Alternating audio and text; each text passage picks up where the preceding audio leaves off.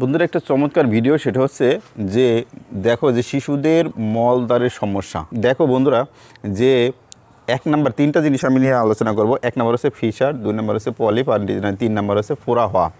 এখন এক নাম্বার হচ্ছে ফিশার বা ফিশার হচ্ছে যে কোষ্ঠকাঠিন্য হয়, অর্থাৎ প্রচুর পরিমাণে কষা হয়। কষা পায়খানা যখন হবে, প্রচুর পরিমাণে কষা পায়খানা হওয়ার জন্য হচ্ছে পায়খানার রাস্তাটা ছিঁড়ে যাবে।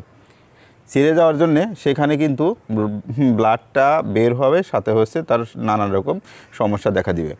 দ্বিতীয় নাম্বার হচ্ছে পলিপ, যা হচ্ছে এরকম হয় যে বাচ্চাদের হঠাৎ করে কোথাও দিয়ে তাজা তাজা রক্ত বেরোচ্ছে।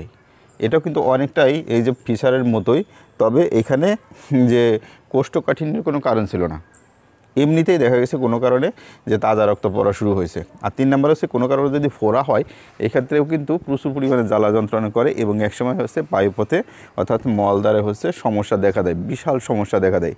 বিশেষ করে তার বাথরুম করতেও সমস্যা, মানে পায়খানা করতেও সমস্যা, আর অন্যদিকে হচ্ছে তার সমস্ত কাজ বাজ করা কিংবা হচ্ছে খাওয়া দাওয়া একবারে সবই অন্যরকম তো সিচুয়েশান তৈরি হবে। সে খাইতে পারবে না, ক্ষুধামন্ত তো থাকবেই, সাথে সাথে হচ্ছে সে যা খাইতে চাবে সেইটাই মনে হবে যে তার কোনো ক্ষতির কারণ হয়ে যাচ্ছে।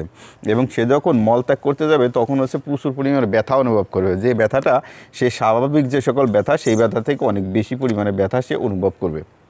এখন আমরা এইখান থেকে কিভাবে ভালো রাখতে পারি বাচ্চাদেরকে? এক নাম্বার হচ্ছে যে আপনি 6 মাসের উপরে বাচ্চা হলেই, বাচ্চার বয়স হলেই কিন্তু আপনি তাকে ছোটো ছোটো করে শাকসবজি কিন্তু খাইতে দিতে পারেন। বিশেষ করে আঁশযুক্ত খাবার যদি আপনি খাইতে দেন, সেই ক্ষেত্রে কিন্তু তার এই যে কোষ্ঠকাঠিন্য যে ঝামেলা, এটা কিন্তু তার থাকবে না। অর্থাৎ সে সুন্দর করে কিন্তু তার যে পায়খানাটা সে কিন্তু করতে পারবে, অর্থাৎ হচ্ছে এই যে কোষ্ঠকাঠিন্য ঝামেলা এটা থাকবে না। পলিপের ক্ষেত্রে হচ্ছে নানান রকম ব্লাড যেগুলোতে বন্ধ হয় সেগুলো করা, এবং সাথে হচ্ছে এটা যদি পুনরাবৃত্তি না ঘটে সেই জন্য হচ্ছে সবসময় শাকসবজি জাতীয় খাবার এবং এমন খাবার খাওয়ানো যেটাতে তার এই যে কোষ্ঠকাঠিন্য হওয়ার কোনো চান্স নেই। আর তিন নাম্বার হচ্ছে যে ফোড়া হইলে তাকে সেখান থেকে গেলে বের করে দিতে হবে, আর বার করার পরে যাতে তাকে পরিষ্কার পরিচ্ছন্ন রাখা যায় সেই ব্যবস্থা করতে হবে।